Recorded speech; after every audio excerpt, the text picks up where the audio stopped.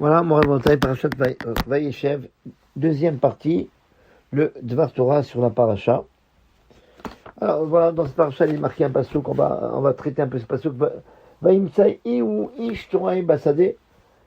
Une fois que Yaakov Avinu, il a envoyé Yosef, il y a un homme qui le trouve en train de se perdre dans le champ. Vayishaelu ou Aish, l'homme lui a demandé, Matevakesh, qu'est-ce que tu recherches?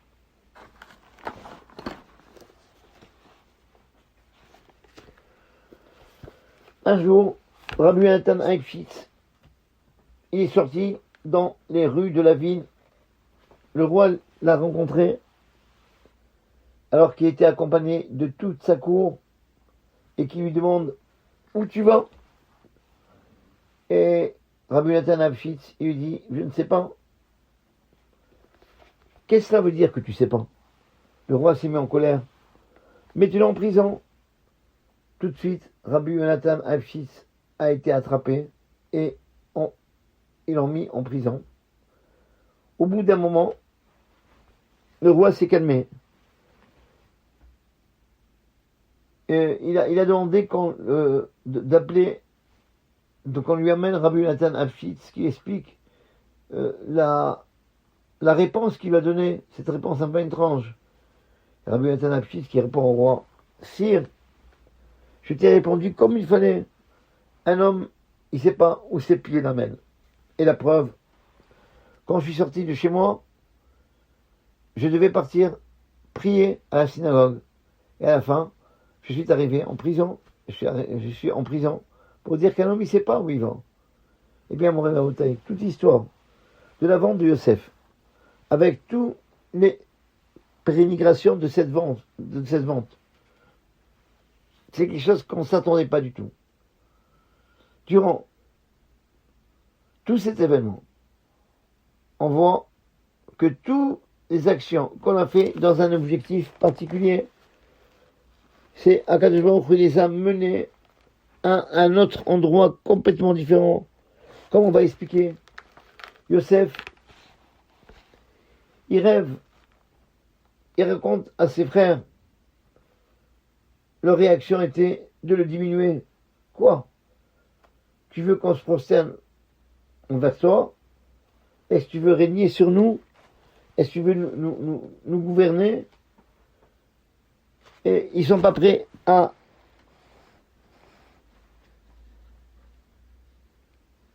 le faire. Mais pour l'instant, ils font rien dès que Yosef leur raconte le rêve. Mais ils attendent le moment opportun d'annuler ses rêves. Un jour, les frères y sortaient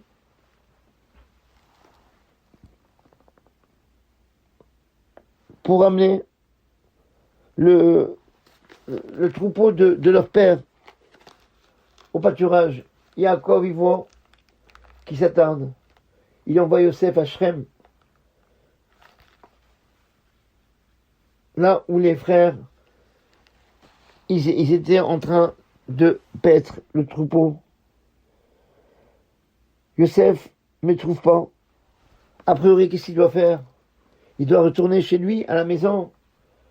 Mais soudainement, il y a un guide qui se présente à lui, qui lui raconte que ses frères, ils sont plus du tout à Shrem, ils sont maintenant à Dothan. Eh bien, il décide de continuer sa mission. Il va jusqu'à Dothan pour voir ses frères comme la mitzvah de leur père. Yosef arrive chez ses frères.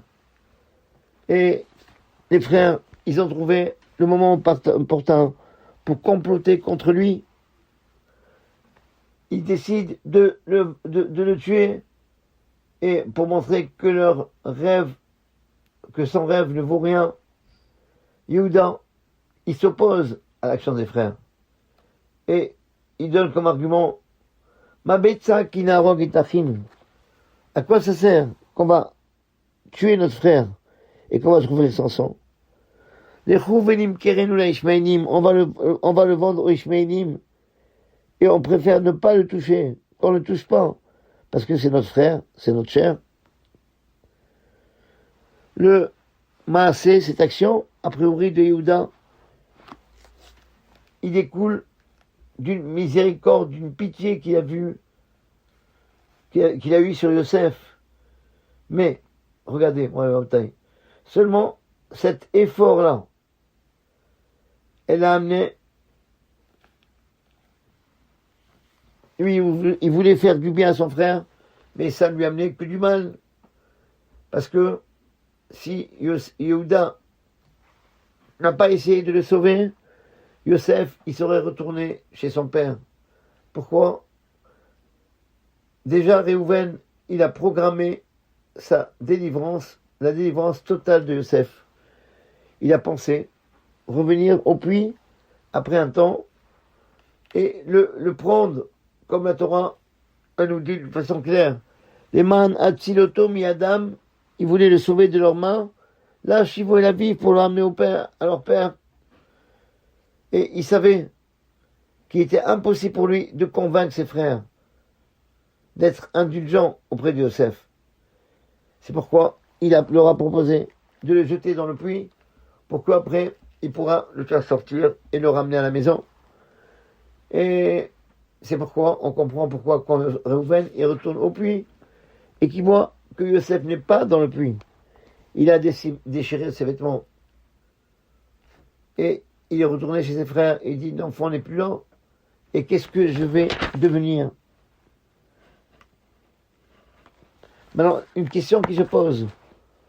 Pourquoi les frères ont décidé de le vendre seulement aux Ishmaélim qui vont en Égypte? La raison elle est simple.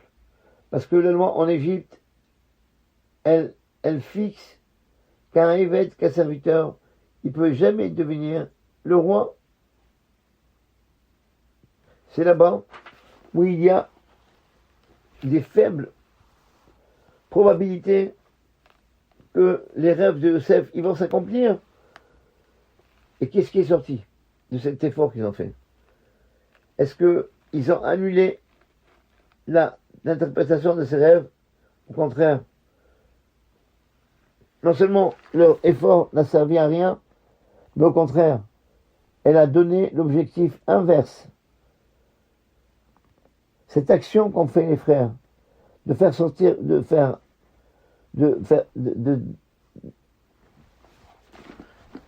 descendre Joseph de sa grandeur et d'annuler son rêve, c'est ça qui a fait que son rêve, il a eu fait. En plus, comme dit le Ramban, pourquoi on a tellement de détails dans cette paracha? Le Ramban, il dit cette phrase qui est très belle, c'est pour nous dire, Léodienu, qui exera émet, c'est pour nous dire que tout ce qu'Akadosh a décrété, c'est ça la vérité. Et tout l'effort que tu fais pour ne pas être dans le sens d'Hachem, c'est c'est le mensonge. C'est pas pour rien, nous dit le Rambam, qui a marqué toute cette histoire dans la Torah, c'est pour nous montrer que Hatzat Hachem Itakum, c'est le conseil d'Hachem, c'est lui qui marche. La Torah, elle vient nous dire, étant donné que ça a été décrété sur Yosef Hatzadik, de descendre en Égypte et d'être le second du roi, le premier ministre, automatiquement, toute cette action-là, c'est comme un jeu entre les mains de la providence divine. Et que toutes les préparations qui étaient autour n'ont pas servi. Et au contraire, tout ce qu'ont fait les frères, ça a servi à concrétiser l'objectif d'Hachem. L'effort qu'ont dû faire les frères pour vendre Yosef, pour que ses rêves n'ont plus lieu d'être, l'interprétation de ses rêves n'ont plus lieu d'être, ça ne servait à rien. Alors que la Xéra d'Hachem, c'est elle qui s'accomplit.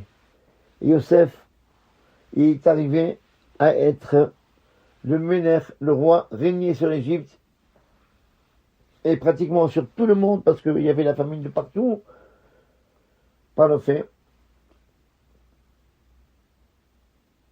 que Hachem il a décidé autrement. Et c'est comme ça que les Israël ils sont descendus en Égypte, qu'ils ont été délivrés après une galoute dure. Et on leur a donné la Torah dans le désert. Et à la fin, ils ont pu arriver en Eretz Israël. Tout ça est arrivé. Alors que tous les gens, tous les participants, tous les frères, ils ont agi par rapport à leur intérêt personnel de ce moment-là.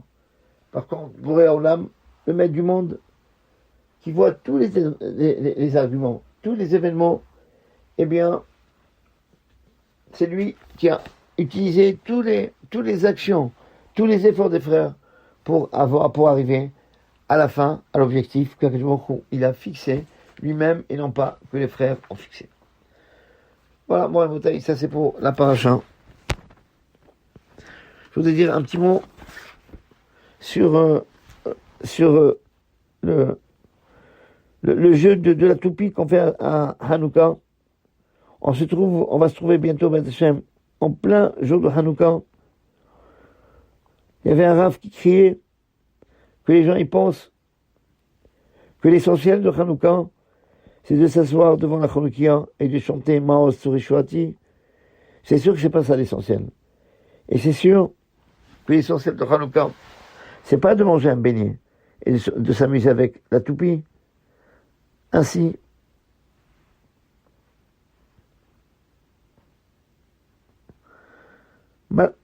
bien que ce soit agréable, c'est marqué dans aucun endroit le minag, la coutume, de faire des belles soirées à Hanouka,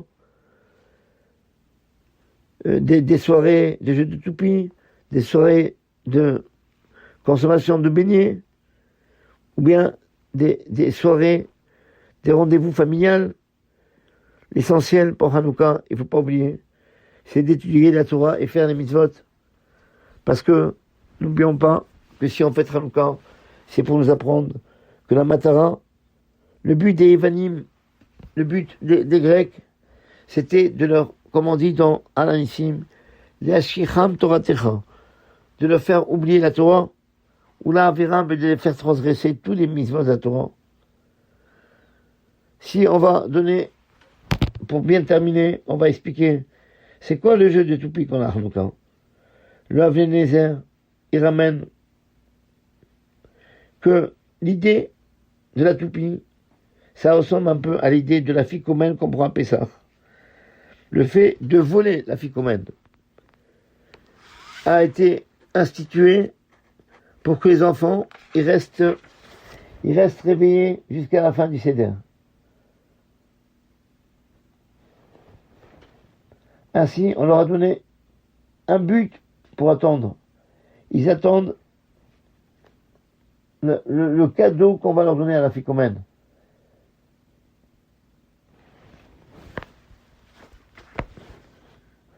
Un Rav va raconter qu'un jour, un juif de Russie est venu le voir pour certifier son judaïsme, pour dire que lui donner un certificat de judaïcité.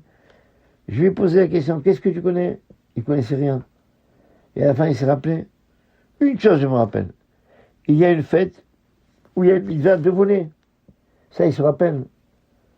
Le minag, cette coutume de la ficomène, est bien rentrée dans ses os. Mais il faut savoir qu'il y a une grande partie de nos maîtres d'Israël qu'ils se sont opposés au fait de voler la ficomène. Par exemple, dans la maison d'Arabie Shlomo Zalman Auerbach, il n'avait pas ce minag-là. De toute façon, nous dit il a appelé Nézer. De la même façon que le soir de Seder, on fait tout ce qui est en notre portée pour que les enfants ils restent réveillés. Aussi pareil à Hanouka. Parce que il y avait des moments où on ne pouvait pas allumer la Hanouka à l'extérieur. Il allumait à l'intérieur. Et la propagation du miracle se faisait par le fait que la famille reste réveillée et qu'on parlait de Hanouka. Et c'est pour ça qu'on a fait celui de Hanouka non pas pour le jeu, pour les frères, les membres de la maison, ils restent réveillés et ils s'amusent avec le jeu de Sévivonne, de la toupie. Mais bon, il va au taille. La toupie aussi, elle peut rappeler un remez. Il donne une allusion à un grand principe dans la Avodat Hashem, dans le service de Dieu. La toupie, elle a qu'un seul pied, une seule base. Et c'est pourquoi si on essaye de le faire tenir sur cette base, sur ce pied, il va tout de suite tomber. Il va tomber sur le côté. Il semble que le Maran de Prague, il disait, c'est pourquoi aussi, quand on fait l'amida, la tefila de Shemona Esrei, on colle les pieds, on met les pieds joints. La raison connue, c'est parce qu'on veut ressembler au Malachim. Et 2, il est marqué dans Yecheskel, dans le chapitre 1, verset Zayin, verset 7. Veraglehem, les Malachim, ils sont Regel, ils ont un seul pied. Mais il y a une deuxième explication. Lorsqu'on est debout dans la tefila de Hakadosh Baruch Hu, on veut montrer que on n'a aucun point d'équilibre. On est des zéros. On dépend entièrement du Boré Olam, du bas du monde. Quand un homme, il est debout sur un seul pied, comme la toupie, alors les plus petits vents, ils peuvent venir souffler et le faire tomber. La toupie, c'est pareil. De la façon qu'elle est construite, elle peut pas rester debout sur son pied. Et alors, comment on peut la tenir? Comment elle peut rester debout? Par le fait qu'elle soit toujours en mouvement. Quand elle tourne vite, alors il reste droit. Dès que il tourne plus, que la tournée de la toupie s'arrête, ou bien même s'il s'affaiblit, eh bien, tout de suite, elle va tendre à s'incliner sur le côté et va tomber. Ainsi, on veut rappeler à Hanouka que chaque juif, il doit être toujours en mouvement, toujours rajouter dans la Avodat Hashem, dans le service de Dieu, de toujours avancer pas à pas, comme Beth Hillel qui pense pour le Ner Hanouka, aussi Véoner, il doit toujours rajouter. Quand on n'avance pas, on ne peut pas rester sur place, mais on va tomber comme cette toupie. On doit se rappeler toujours que les jours de Hanouka, c'est des grandes journées, un peu des jours où on peut arriver à des grandes madrigot, à des grands degrés de Torah. C'est pas une fête, c'est pas Chag Abikurim avec un pouf, c'est pas une fête où on rend visite à la famille. Eh bien, au contraire, il faut, pendant cette période-là, montrer le symbole de la toupie, c'est nous dire, voilà, l'homme Israël, il doit être toujours dans un bon mouvement, un mouvement de Torah et de mitzvot. Au contraire, c'est un moment où il faut réunir la famille. Mais réunir la famille pour étudier avec la Torah.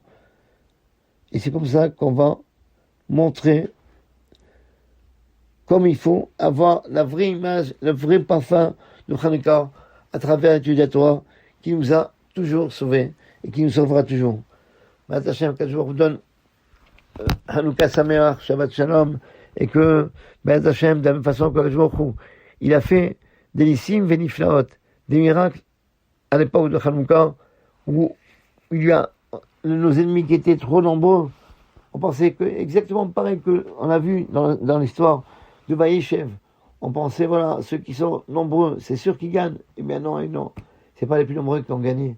C'est qui? C'est les plus faibles, les moins nombreux. Voilà. Et nous, on est restés Am Israël, Chaï Vekayam. Voilà. Alors, on vous souhaite que B'ezrat Hashem, qu'il fasse à chacun de vous. Nissim Veniflaot. Comme on dit pendant les brachot, ne pas oublier, remercier Hachem en disant chez Hassan Nissim, il a voté nous. De la même façon qu'il a fait des miracles à nos parents, ben, il va faire Bazé Manazé, Bayamim Ma'em, dans leur période, Bazé Manazé, Amen Keni Ratson et Shabbat Shalom.